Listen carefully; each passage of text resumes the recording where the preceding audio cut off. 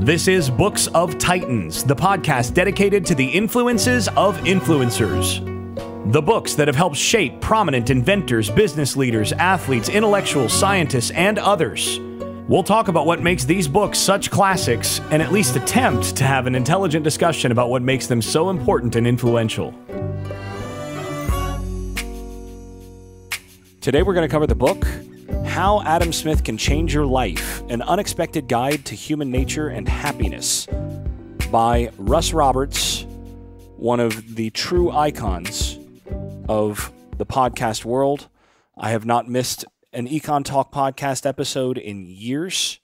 Roberts is one of the best. That Econ Talk podcast is one of the best interview format podcasts out there, and certainly, in my view, the best economics themed podcast available. And it's one that I certainly don't miss. I was excited to read this book. I bought it back when it came out. I think it was 2014.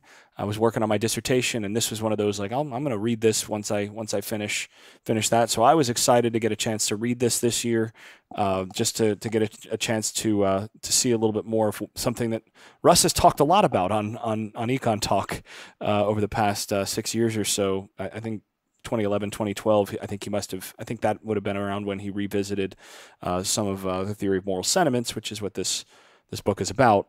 And this boils a lot of those things down a lot more. So, as I said, this book is about Adam Smith, and actually, it's something of a simplified introduction to Smith's less famous work. Smith, of course, most famous for the book with the abbreviated title "The Wealth of Nations," which is has been one of the most influential books, one of the most important books in the modern world, all about how the market basically the forces of the market work to produce prosperity. That basically free market forces can take self-interested parties and ultimately, despite the fact that everybody's looking out for their own interest, and you can't necessarily trust someone,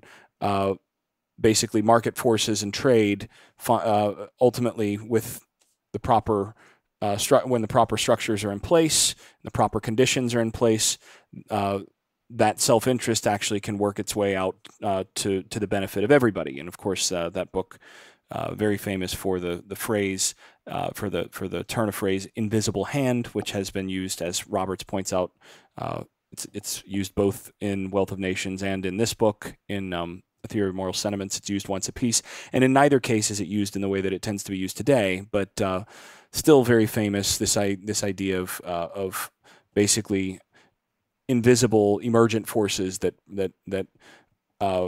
bring about results that are something different from the intention of the individuals who are working for their own self-interest. In any case, this book is about the other book that Smith wrote, The Theory of Moral Sentiments, which deals with things a bit more about the inner circle relationships that people have. But more on that in a moment. Erik, you, I believe, have some additional information to share here at the beginning.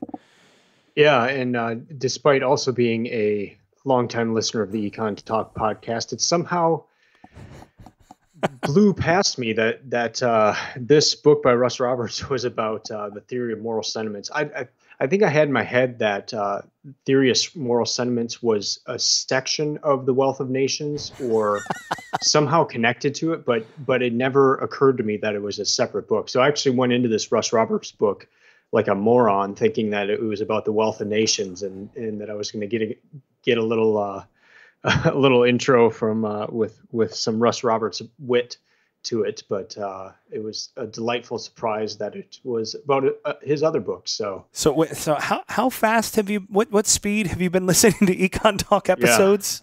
I'm over 2 times now. So yeah, sometimes I'll listen to a podcast and then my wife will say, "Well, what was that about?" And I'm like, I don't Maybe you ought to know. slow that one down a little bit if you thought, this was on the Wealth of Yeah, Nations. Yeah, a little bit of a different thing. yeah, But but some similarities as we will discuss as well. well, I mean, So they are by the same guy, so yep, two sides of yep. two sides of the same coin. Yeah, and obviously with the title Theory of Moral Sentiments, this one's more about behavior, and uh, whereas the Wealth of Nations obviously more on the economic side of things. So Yeah, more on that in a moment. and before we move on here quickly, we like to highlight who it was who suggested this book in the Tim Ferriss Show podcast. And this one was suggested by Tim O'Reilly, who is the author of a book that I'll be reading this year, the WTF book. And it's not Wait, what you're what? thinking. It's not what you're thinking. It's what's the future, not What the future?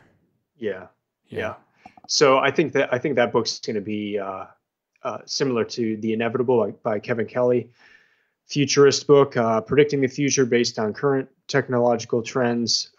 So that podcast episode was pretty interesting. So I think anyway, the future is going to be a lot of fudge, because life is like a box of chocolates. Anyway, that wouldn't be all that bad. So yeah, this one was suggested by Tim O'Reilly, and that's despite us both wanting to read it, this gave us a good excuse to tie in with our books to Titan. I was excited to actually get this one on the list this year. Like I said, I'd been looking forward to read this one for a while. I was not disappointed, as it were. I thought this was, first of all, it was a really fast read. I mean, this is like a 4-hour book. I mean, something like that. Yeah. I mean, it doesn't take that long to read. And Russ has well-honed wit and very much speaks in my register. So I really appreciated this book a lot on that front. Highly recommended up front for those of you who may not get any further in this podcast. Definitely one that I do think is worth the juice is worth the squeeze on this one. But well, anyway, it's a book from the 1700s, so Roberts does a great job of putting it into modern terms. Oh yeah, and yeah. So that was very helpful as well. Yeah, and this is, I think, a very important book, actually, because as much as, Margaret Thatcher used to go around with the Wealth of Nations in her purse, famously, but not many people actually have gone back and read A Theory of Moral Sentiments all that much. And A Theory of Moral Sentiments has a lot of things that really you need as foundation for the Wealth of Nations, and I think Roberts does a good job of playing up those things that are really important. And actually, it's worth here before we get any further, talking about the difference between what Smith is doing in the Wealth of Nations, his more famous book, and this one, the less famous, but maybe actually in a lot of ways more important for our era book. Roberts himself talks about how in the Wealth of Nations, Smith is really dealing with how people handle how basically market forces when people are dealing with one another at a distance. So when people are outside your immediate circle, outside the circle of trust, right? So when you're dealing with your family, that's one sphere of influence. When you're dealing with close friends, that's closer to something like family. You've got people you can trust. The question that Smith is dealing with in the Wealth of Nations, he's looking at how people manage to trade and benefit from relationships economically with people that there's no reason that they would necessarily there's no natural reason that they would necessarily trust that person. And how is it that one person can ultimately trust another, despite the fact that both of them know that the other person is most likely self-interested? So Smith assumes that people are fundamentally and primarily self-interested. But in the Wealth of Nations, he's dealing with how through trade and through the processes of exchange and basically trying to find things that are mutually beneficial, people, that self-interest, and through specialization and when the conditions are right, that self-interest can actually, through market forces, be made into something that ends up benefiting everybody else. So, this is that's really what he's dealing with in The Wealth of Nations, is that external stuff. And it's really an amazing discovery in a way, or a presentation, and especially when you contrast it with the opposite. So he's taking man as he is, and in one quote that Russ Roberts says, he's mostly interested in how people actually behave, not how he'd like them to behave.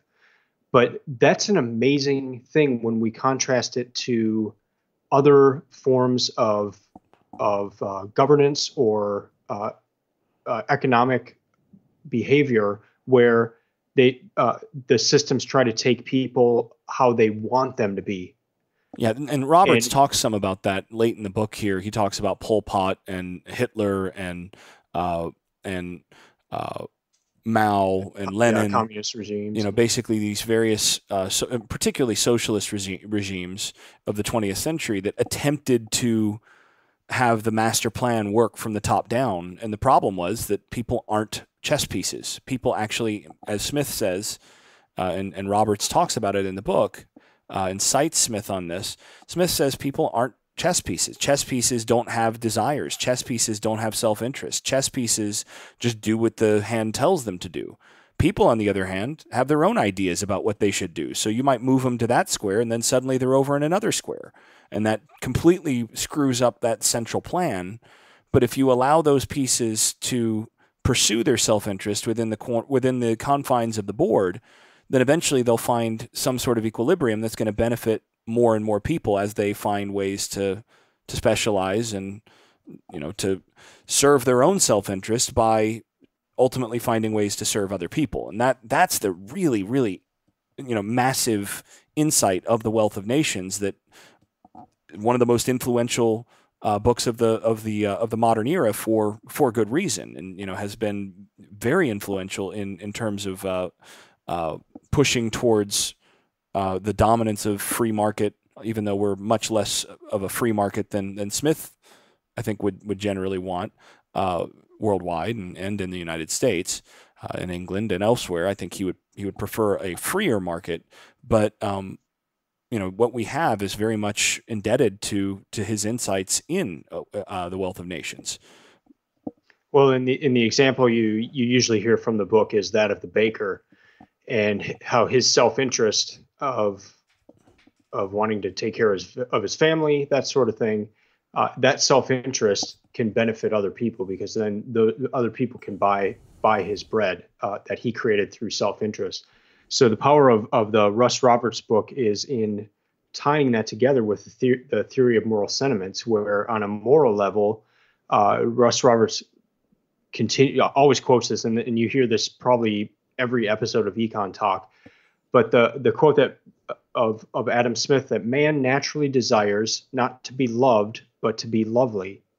And so if it's in the self-interest of a man or woman to act out in a way in which they are to be loved by others, or to be lovely to others, it's in a self-interested way, but if they're behaving in that way, it's going to be beneficial to others if they're treating people lovely, or if they're seeking to be loved. So it's that same idea. The self-interest can lead to happiness. It could lead to benefits for others, both on the economic sphere and in personal relations, and in the moral sphere as well. Right. So again, The Wealth of Nations is looking at that sort of big picture, how you deal with people who are outside your circle. What the theory of moral sentiments is doing is it's looking at that inner circle stuff. Mm-hmm. And Smith recognizes that we don't deal with our siblings, our parents, our extended family, or at least some extended family, our close friends. We don't deal with those people in the same way that we deal with, say, the seller of an item on eBay, or in his day, the baker down the street, or say the French textiles trader who comes through every third month or something in his day. That's something. Those are completely different spheres, and the way that people deal with those spheres are very different. And so, the Wealth of Nations is about that bigger piece about distant trade and how people basically how the market can transform self-interest into something that ultimately benefits more than just the self and leads to broader prosperity for all. And I should note the difference between Smith in the way that he presents that and Ayn Rand, who we discussed in, I believe it was our last podcast, but one of our most recent podcasts, I think it was our last one. Smith does not do what Rand does. So Rand, I think, sees herself as developing Smith in this regard, but Rand basically gets to the place where she regards self-interest and even selfishness, which I think Smith would distinguish between the two, but she regards self-interest as a good in itself, as inherently good. And she wants to deal with people as they are, like Smith, but then she concludes that that characteristic of self-interest is good. So you get, the idea of the 1980s, for example, Gordon Gekko, greed is good. Smith doesn't do that. And you can see that especially in a theory of in the theory of moral sentiments. He doesn't regard self-interest as an inherent good. He regards it as something that actually, it can be put to good by the market, but it's not an inherent good. It's something that, and to some degree, the market has to redeem. It's overall, it's more of a negative than a positive.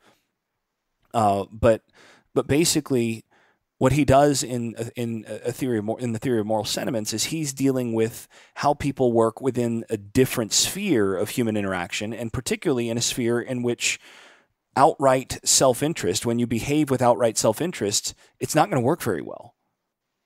You can't behave only in your own self-interest within a family or within, in a marriage relationship, which, Roberts talks about a good bit in this book. You can't do that with friends. It's not going to work very well, and it's going to lead to a very unsatisfying life. So the question then is, how do people behave? How is it that people can manage to behave in such different ways in that internal sphere? And that I think is fascinating. He deals with those separate spheres in separate books, and that's what Russ Roberts talks about in this book. To me, it's well worth the read. The juice is definitely worth the squeeze on this one. So, Jason, question for you: have you studied at all on how religious leaders at the time responded to Wealth of Nations? Not at all. I No. would have to take I would have to go and do some digging on that. That's pretty far outside my sphere of expertise. So I don't know. I don't know for sure. I mean, I know William Wilberforce loved it. So that. Okay. But Wilberforce was an intellectual and a bit of an outlier himself. So yeah. Anyway. Yeah, but I just wonder because I know it doesn't go as far as greed is good, but this idea of self-interest, it's not necessarily one that's put forward as good in Christian teaching. So here you've got, or in Judaism, which is a perspective that Russ Roberts comes from. Either neither one have the idea that self-interest is a good thing. Yeah. And Smith himself was coming out of a Christian background in that regard. I mean, he was assuming that it's not a good. The question is, how is it that despite that, we wind up with things that can benefit everybody else? And that's, I think, where he and Rand are quite different, because he's coming from very different kinds of assumptions there. Yeah. Yeah. Well, cool. Well, should we go into the next section of our favorite quotes? Yeah, let's go ahead and roll with that. All right. You first. All right. Self-love comes naturally to us. Loving our neighbor, not so easy. And I don't know. I this one struck me as off a little bit because I I think a lot of us are a lot nicer to others than we are to ourselves, um, especially in criticism. I know my self-talk is a lot more critical than I would ever say to anyone else. So I don't know, what did you think of this one when you read it? I mean, it was a solid quote. For me, the whole negative self-talk thing is not not nearly as big of a concern. So I don't think I have enough time to talk to myself on that in that way. But I just gotta get stuff done. But Yeah. in any case, yeah, I mean, a solid quote. Not quite as good as the one I'm about to give though. Let's hear We tried buying local once. It was called the Middle Ages. it. Yeah, that's the best. That is I'll That, give you that one. to me, that's the best quote in the book. Yeah. Because he talks about how he's saying the buy local movement has been successful with a very limited number of products, food and some handcrafted items. But he said we tried buying local once. It was called the Middle Ages. Of course, people were poorer then now for many reasons. But the bottom line is, he says, one reason people were poor in the Middle Ages was that when you mostly trade with people who live nearby, you are bound to be very poor. There just isn't enough specialization possible with a limited set of trading partners. Self-sufficiency is the road to poverty. And I really, really liked that whole paragraph. But that that quote of we tried buying local Yeah. once. It was called the Middle Ages is just vintage Russ Roberts. It's so scathing but so gentle at the same time. And I think he's absolutely right. And it's interesting too, again, looking at the difference between that perspective, which is a very Smithian perspective. I mean, Roberts in the last decade has just become a Smithian through and through in this regard. How different that is from, say, the libertarian strain that follows more of the Ayn Rand side. It's very different because for Ayn Rand, it's all about self-sufficiency. It's all about becoming your own person, not dependent on anybody else. But for Smith and for what Russ Roberts is saying here is, no, if you're going to try to be self-sufficient in that way, you're not really understanding, first of all, how prosperity works despite the fact that we tend to want to be self-sufficient, and how the market serves to mitigate that at its best. And secondly, how that self-sufficiency in terms of interpersonal relationships and more intimate cases, that effort to be self-sufficient or self-interested actually breaks those relationships. That's the road to poverty in every regard. And that's a very, very different take than, say, what you get from the Randian school of things. And I think Smith understood this stuff a whole lot better. And we do well to return to Smith and again to Roberts in this book. I think this book is a great introduction to this stuff, much more often. Yeah, and I really enjoyed how he tied in love to this section as well. And my next quote of love locally, trade globally. So that That's a same great idea quote. of another one of his quotes. But Smith felt that we cannot extend the love and concern, both selfless and self-interested, beyond our immediate circle of friends and associates. So you often hear people say, "Well, we just got to love everybody. We just love, love, love. It's all around, and like everyone love." And I really enjoyed that he said, "No, like you love locally. You can't extend the love and concern beyond immediate circle of friends and associates. So love locally, trade globally." Yeah, I thought that was great. and actually expanding again to that paragraph. That's a really fascinating. It's really fascinating. I want to read a little bit more of that in a moment, but this also got me thinking a little bit about the biblical command, which is obviously in the Torah first and foremost. So it's central to Judaism: love your neighbor as yourself. And then that becomes one of the two hinge commands or cardinal commands of Christianity that Jesus boils the whole Torah down to. Jesus says the whole Torah boils down to love your neighbor as yourself, or to love the Lord your God with all your heart, soul, and mind, and love your neighbor as yourself. If you do those two things, then you fulfill the whole law, which is something that Hillel, the great rabbi, who is his floruit, his high point as a teacher was a little bit before Jesus, but Hillel had said something very similar as well. But that idea The interesting thing to me about the biblical command is the biblical command doesn't say love everyone. It says love your neighbor, right? Yeah. And that gets to some degree, that love locally concept.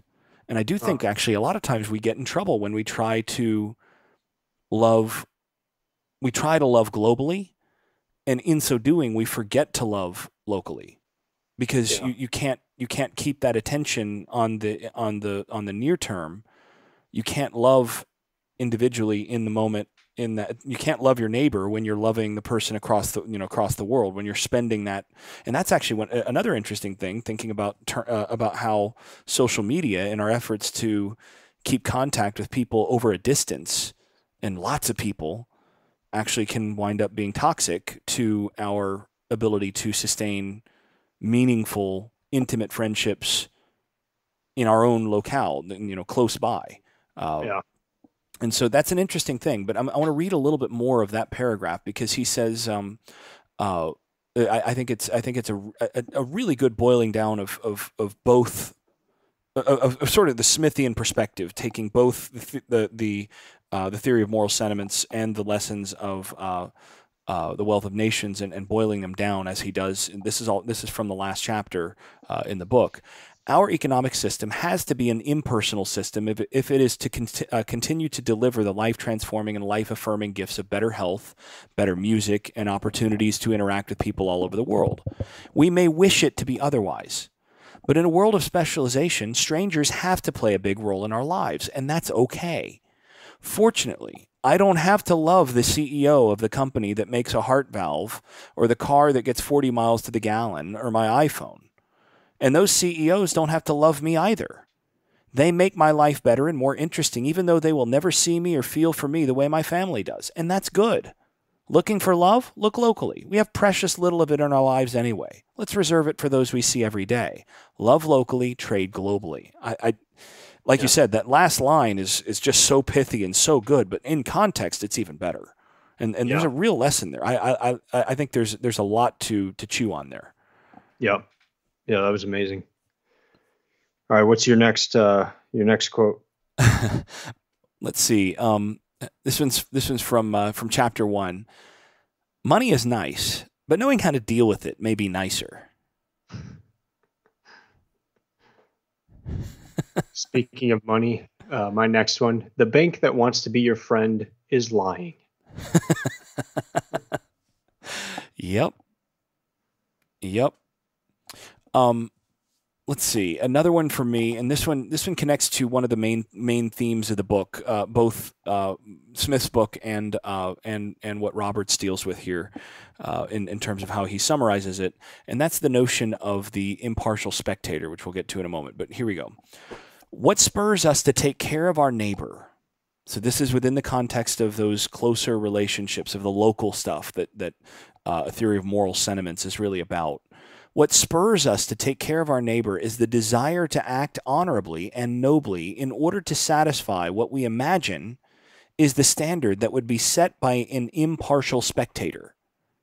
And to me, that concept is really interesting, both as a scholar of religion, and in terms of the of looking at things from a more economic perspective, from a more empirical perspective. Because what Smith does, interestingly, is he boils down essentially the function of God in terms of a moral judge, boils that down in economic terms or more empirical terms, reflecting on that, and basically says, here's how this works. Now, whether you believe in God or not, ultimately you're operating as though there were an impartial judge or spectator watching you at all times. And Roberts, concedes. He says, listen, God, in belief in God in this sense, is not necessary for this to function, for this to work. But functionally, it does work as though in sort of a way of thinking about it as there's this, impartial spectator that's watching, whether that's a projection of our own minds or whether there actually is an impartial spectator out there watching is another question. But ultimately, Smith gets to this idea that we're always working this inner calculus based on what if someone else who is impartial was watching what I'm doing right now and how that related to other people or whatever, this is what that person would think. And that has tremendous impact on what we do and how we live. I think that's a really interesting insight. And I think it's actually more insightful than a lot of sociology that has gone on since Smith. I think his grasp of sociology in this regard and how societies ultimately shape morality and shape the way that people work is terrific. And again, would be this is the sort. I think a theory of moral sentiment should be required reading for introductory graduate students in sociology or advanced. Even I think even this book would be a great one for Russ Roberts' introduction here. Would be a great one for introductory sociology classes, because so much of this is really looking at social sciences and kind of sociology and psychology as well. And Smith was really insightful. Yeah, and I liked how he broke it into two different areas as well. So the first being propriety, which he defined as matching responses with those around us. And that's kind of ties in with the impartial spectator idea of you're acting in a way that fits into your society, but that can't be the only thing, because if that's the standard, then what happens when you're in Nazi Germany? Like, and you're just matching your response to everyone around you. So he says there also has to be a second area, and that's virtue, and virtue consisting of prudence, justice, and beneficence. Yeah. So prudence, taking care of yourself; justice, not hurting others; and the third one being good to others. So I thought that was very insightful as well, because some people may just stop at the propriety side of things of just trying to fit in and do what others are doing, but there's another standard as well, and he hits on that. Yep, you got the next quote. All right, this will be my last one, and this ties in a lot with what we've spoken about already, and something that I've So the family is a socialist paradise. Yeah, and Smith actually thinks that's a good thing. Yeah. Right. And this is where Hayek also follows Smith to some degree, or to a large degree, where he talks about how people need to be able to distinguish between the way that they handle things in families versus, and you can't, Hayek talks about how the instinct is to try to apply the insights of how family structures work and all that to the larger marketplace, and it's disastrous because you can't operate on the same assumptions with people that you can't trust in the same way. And Smith seems to work in the same assumption that, hey, the family is where these moral sentiments really need to dominate, and they should. And this is how people do operate, and this is how things should work. And then outside of that, you have the Wealth of Nations, which deals with the larger picture. I got a couple more. So next one for me. This is from Adam Smith himself.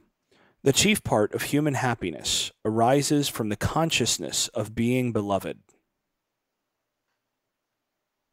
And then he continues, what so great happiness as to be beloved and know that we deserve to be beloved? What so great a misery as to be hated and to know that we deserve to be hated? Wow. Again, Smith has a way of cutting right to the bone in terms of how he states things. And you think about that, that's right. Yeah. You can see this with little children.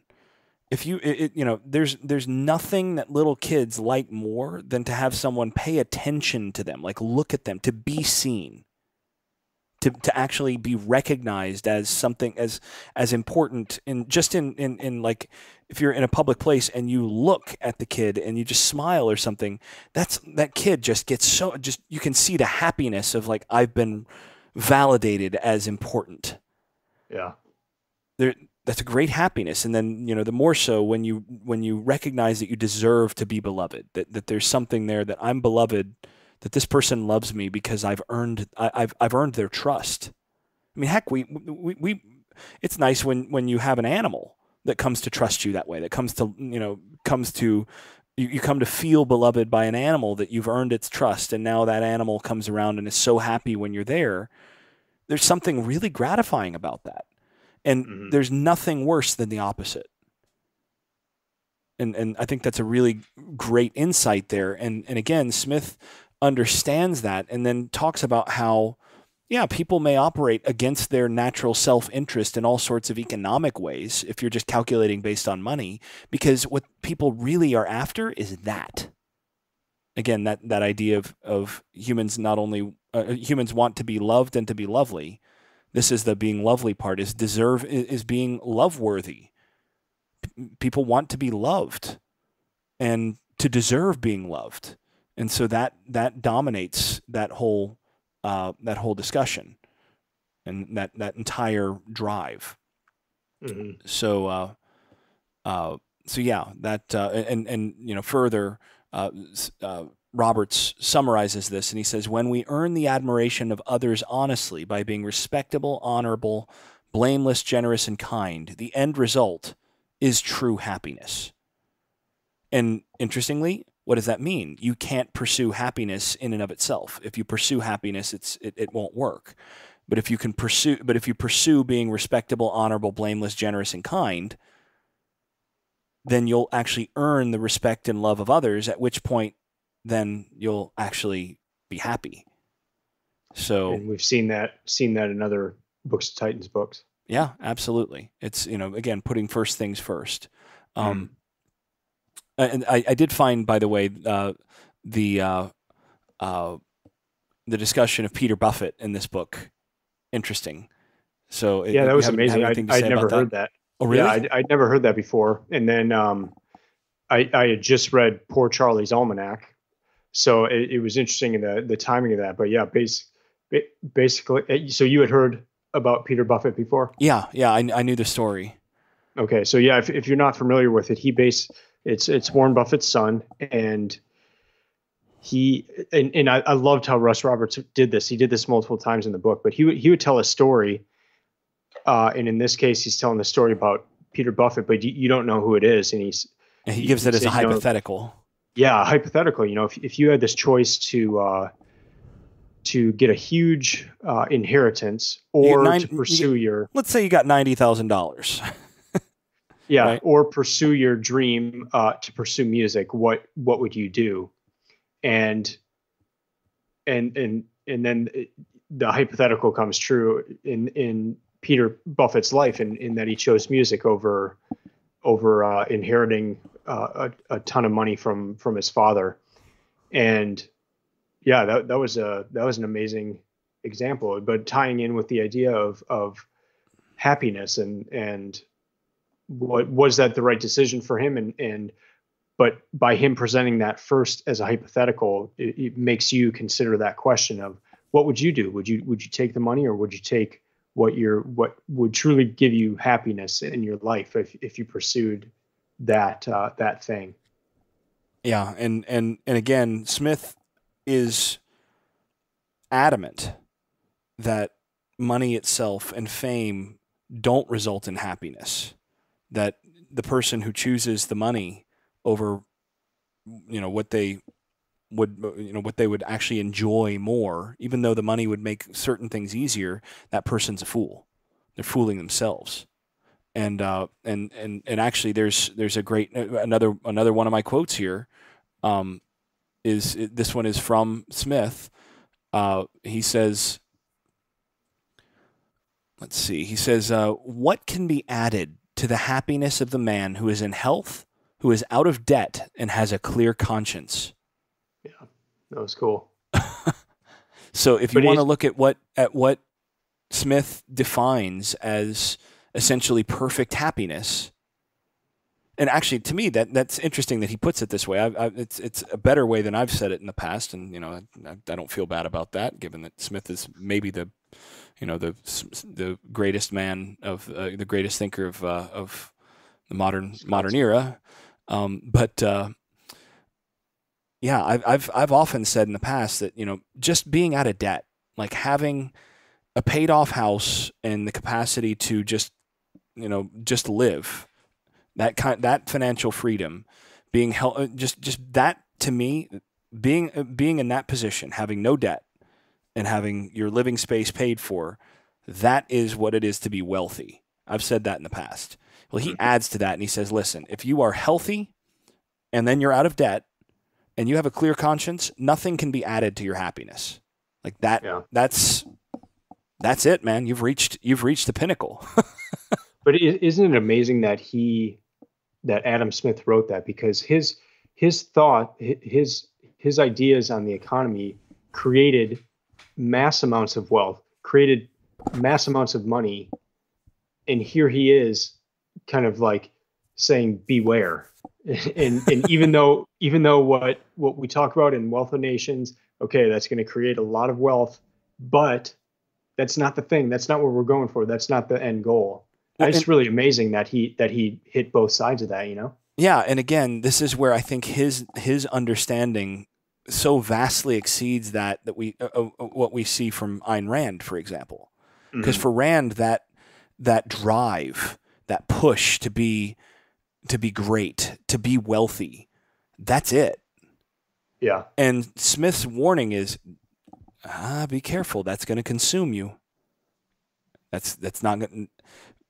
Listen, be satisfied with enough, and you'll be happy. And being happy is better than being than becoming great in that regard. Well, one of my favorite. Rand never understood that, and you can again, she to some degree, I think Smith would look at Rand's life as a cautionary tale in that regard. Yeah. Well, one of my favorite quotes from Tribe of Mentors, I can't remember who said it, but happiness is wanting what you have. Yeah, and that's very much this, right? Yeah. So, and beyond this, what Smith then goes to say, and he's got a lengthy quote here where he says, "Look, all the rich and famous and powerful, they get all this. They get all of these benefits, yes, and everybody recognizes those benefits, and everybody wishes that they had those benefits, but." If you want to be rich and powerful, and you're famous and successful, you're going to have to give up leisure and ease and careless security to get that. That's Russ Roberts' summary of what Smith says. All the leisure. So this is Smith himself. He says, well, you've got all that toil, all that anxiety, all those mortifications, which must be undergone in the pursuit of it. And what is of yet more consequence, all that leisure, all that ease, all that careless security, which is forfeited forever by the acquisition. That is the acquisition of being rich and famous. And this reminds me, actually, when I was reading this chapter, this is in chapter 5, I repeatedly thought of my dad over the years saying, I wouldn't want to be Tiger Woods. Are you kidding? This is back when Tiger was, at his peak. And he's like, that guy can't go into a restaurant. He can't walk down the street. Everybody recognizes him. That guy can't live a normal life at all. He's like, you don't want to be the number one golfer in the world and the superstar that everybody in the world recognizes. You want to be the number 10 or the number 15 golfer. You're making 20, you're making $2, $3, $4 million, say maybe even, $8 or $10 million in a season, and nobody recognizes you. You can walk in and into any restaurant and, maybe a couple people recognize you, and that's nice, but you can go to the grocery store and buy your own groceries. You can live a pretty normal life. You want to be the number 20, the number 30, the number 40 golfer in the world, not the number one guy. The number one guy, you got problems, right? Once you get there, once you're president, your life is over. Yeah. And I think there's something wise there. I mean, the proverb, the biblical proverb in the book of Proverbs says a rich man's wealth may ransom his life, but the poor man hears no threat. Yeah. Right? You have that paradox that, you may want riches, but the riches come with the problems of insecurity of their own, as opposed to the security that the poor man already has by nature. So Smith gets this, and there's a brilliance to that in this book. I know we've hit a lot of the ideas through the quotes and intro, but let's get into the nitty gritty. I just have one item I wanted to highlight from within this section, and then Jason will go if you have something else you want to highlight as well. And the one thing I wanted to touch on just a little bit more was Russ Roberts talked about the idea of someone in deep grief balancing that out by spending time with others who don't share that grief. Oh yeah, that's a fascinating insight from Smith. It's kind of this subtle, like, get over it, life moves on. And yeah, that was really amazing. So if you are in deep grief about something, instead of holding up and just staying at home and trying to go through all the emotions, just getting out and being with friends who don't have that deep grief going on at the time can help balance you out. And I never thought of it that way before, but that was a really, really cool insight. Yeah. And again, it's one of those emergent things that Smith understands that nobody really thinks about. But he just, you can see he's been reflecting on how this works. He's like, why is it that, when I'm grieving over something and then I spend time with someone who really just doesn't have the same concern about that, I end up feeling better after a while. Now, the thing he doesn't deal with is the guilt that you may feel for starting to feel better, that the world is moving on, because that's actually one of the harder parts about guilt is, you lose someone very important to you. You lose a parent or a spouse or something.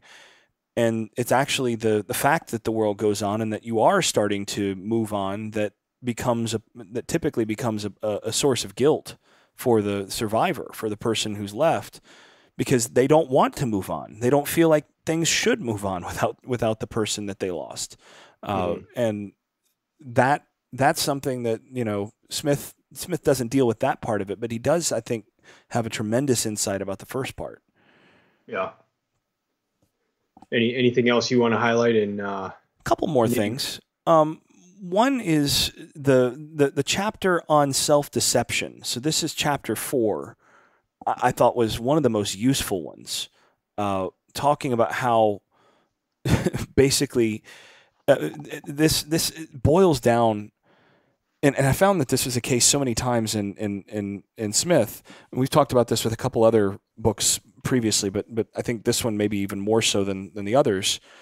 This boils down so much of the wisdom tradition that you see in the Bible and in the ancient world, boils it down even further in many cases. I find that many students that I have wind up having some difficulty understanding the warnings against pride, say, in Proverbs.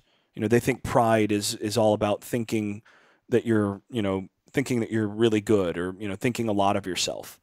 But I think Smith hits more on the source of what this stuff really is when he says, this is Robert's summary of Smith here. He says, we're flawed. Recognizing our flaws is the beginning of wisdom. Recognizing our flaws is what humility is. It's recognizing that there's something to be learned. It's being teachable. It's being willing to learn, being willing to improve. That part, that's what it is. And the opposite of that is, of course, pride. When you start to fool yourself into pretending that you're something that you're not, that's where pride comes in, and that's a really dangerous place to be. And I love how Roberts put it, that humility is an acquired taste. Once you come to like it, it's a dish best served hot. It's amazing how liberating it can be to say, I don't know. And it's absolutely right. That's actually, come to think of it, it's your question at the beginning of this episode. Do you know how this was responded to with Smith? Nope. Yeah, it's a good example, right? I mean, I don't really know. I'd have to go and dig. But it's liberating to be able to say that and to Yeah. be able to recognize where your flaws are, where you have, weak points and all that. Um, there's so much there. And again, I think that whole chapter, Feynman, as Feynman has said, we're the easiest people to fool. I'm the easiest person to fool for myself. Uh, that chapter I think is really valuable. Well, and our good friend Daniel Kahneman shows up again in that chapter as well. Yeah, of course. It's the year Kahneman. Yeah, it is the year of Kahneman, and I think I can now call this a bit of the year of Smith as well, because I'll be Yeah. reading. Of course, we'll be talking about the theory of moral sentiments, which I'll be reading in addition to this one, which is a nice introduction to it. Yeah. But the other thing that I thought was really really well done was chapter 8, how to make a world a better place, which is where Roberts spends a lot. This is a bit more of Roberts' voice than Smith's. Most of this book is Roberts kind of channeling Smith and using a lot of Smith's words to and then just explaining a little bit more about what those things mean. In chapter 8, you get a little bit more of Roberts' voice where he's talking about emergent order and how uh, there are unintended patterns that result from individual actions. And basically, and again, he's developing Smith here, but basically this question of, okay, well, how can I change the world? How can I make things better? Knowing that this is how we come to develop the notion of the internals of the impartial spectator, and knowing that the way that the world works is that society shapes us. How is it that we can make a difference in the world? And Robert's response is, well, it's a lot like voting. That, yeah, casting a vote in an election is pretty much meaningless. Like, your vote doesn't matter. Everybody's vote is so infinitesimally small and it would only matter if things were at a total deadlock and then your vote was the one that pushed it over. But if everybody took that perspective, the whole system would collapse. So in each case, it's the tiny little decisions that actually have no real impact in and of themselves. Like, your impact on a daily basis is minimal to this society, and yet your impact multiplied is everything. And he ties this in nicely to Kant's categorical imperative and several other things there. And again, the categorical imperative is this idea of where Immanuel Kant says, if you come to an ethical question, to a decision that's a difficult decision, then what you should think is, well, what would the result be if everyone made this decision? If everyone did what I'm about to do?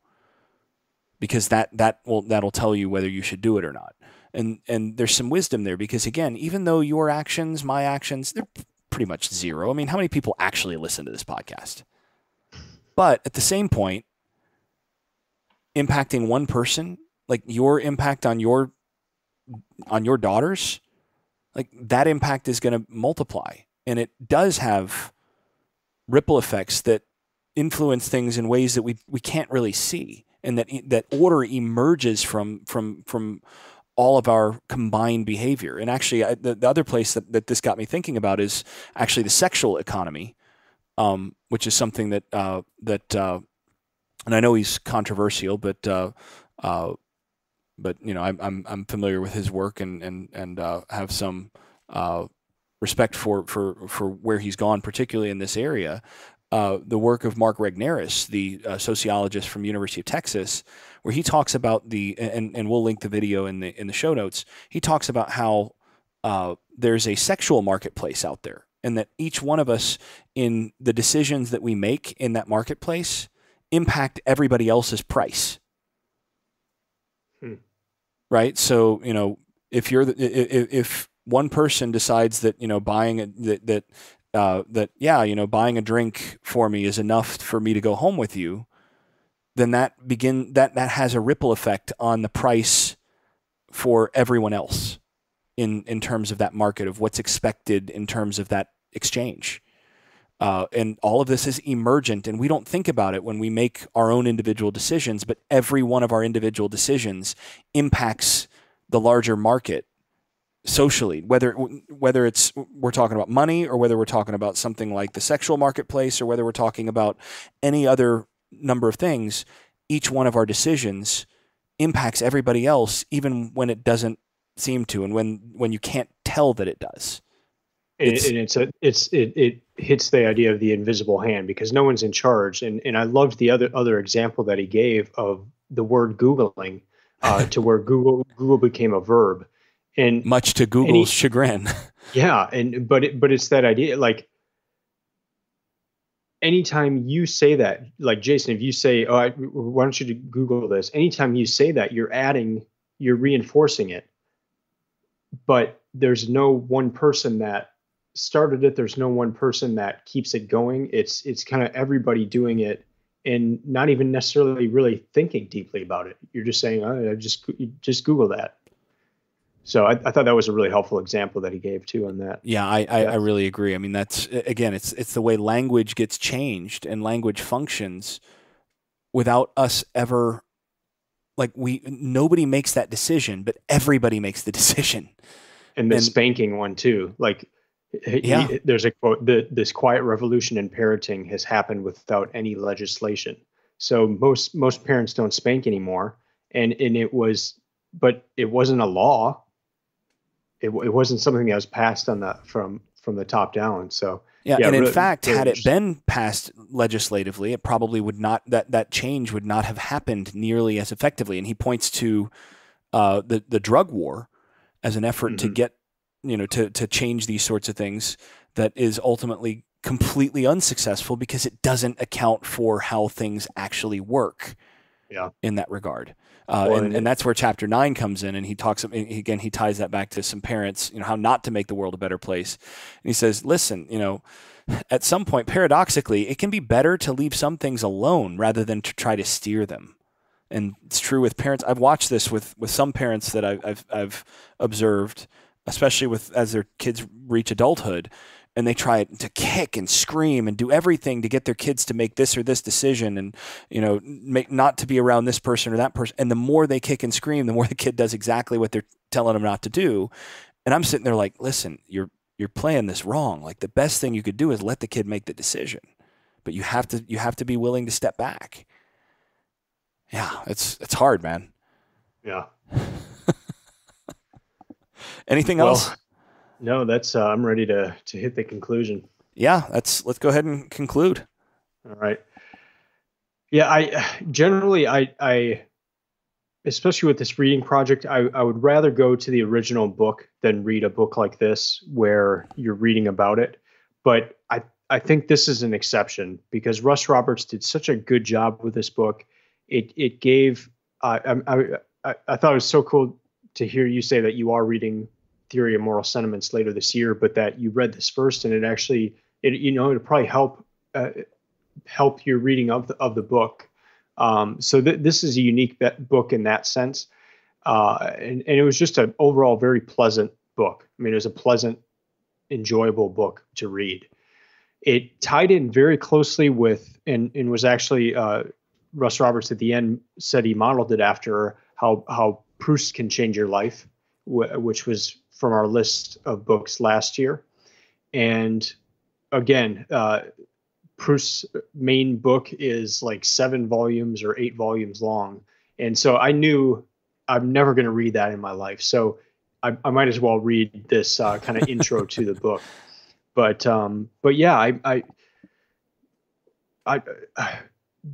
read this book. I mean, it was great. And Jason, I loved how you tied it in, contrasting it with Atlas Shrugged, and how this may be more of a pure version of those ideas of what Ayn Rand is putting forth. This is a pure and more holistic and more probably moral view of the economy and self-interest and all those things. It might get you thinking even deeper on a lot of those topics. So what What's your conclusion? Oh, I agree. I agree with basically everything you said. I think this is well worth the read. For most people, Smith's language is not going to be accessible. Hmm. And normally I would steer people to read the primary sources, especially, those who really want to understand something. But I think this is one of those rare books where Roberts has actually, to some degree, taken that primary source and done secondary work that is actually its own primary work. This is its own book. So he is working with Adam Smith, but he's basically working with Adam Smith from a 21st century perspective, and that in itself makes this really, really valuable as a book to read. And again, I think the quality of the writing and the and how easily this reads is a real plus. Like you said, I think it's definitely one of those, like, read this, not that. Read this, not Atlas Shrugged. Even though the latter is a novel, and you may be interested in the story. This one I think has a much, like you said, a much more holistic and bigger picture view of morality and how people work, that goes beyond the drive for greatness and eros. This says, there's more to the world than just eros. There's more to the world than this drive for success or self-interest or whatever else. And if we limit ourselves to that, then ultimately we're cheapening things, and we're not going to be as happy as we would be otherwise. So yeah, I definitely advise this as a book to read for anybody, and for those in higher ed or even in high school. I think this is one of those books that for certain sociology classes or even psychology classes, but especially sociology and economics classes, I think this is the specific chapters of this, or even the whole book, are well worth taking a look at. And as those students get into more advanced stuff, get them into Smith, get them into the theory of moral sentiments. We should be looking more at that stuff, particularly in the present era, where I think we need a lot of what Smith has to say more than we ever have. So yeah, quality stuff. Well, good. That'll do it for us today. Just a reminder that we are on Patreon. Yeah, Patreon. Yep, we are on Patreon, everybody. If you've gotten anything out of this episode or any of our other episodes, a little tit for tat would be nice. A little self-interested exchange. In this case less self-interested. And we have a very unique offer that you could actually be the first person to ever have supported the podcast. So. We're at patreon.com/Books of Titans, and we have some different donation levels, and they're quite funny as well. If you have a chance to look at the page, if you have a sense of humor, if you're into that sort of thing. Anyhow, otherwise, you can also find us at the Books of Titans website and Twitter and Instagram. Yeah. You want to close this out, Jason? Lots of stuff. Lots of places to find us. And this is just a terrible outro. But either way, this bad outro's notwithstanding, keep reading, keep listening, and keep improving. And keep it real. Thanks for listening.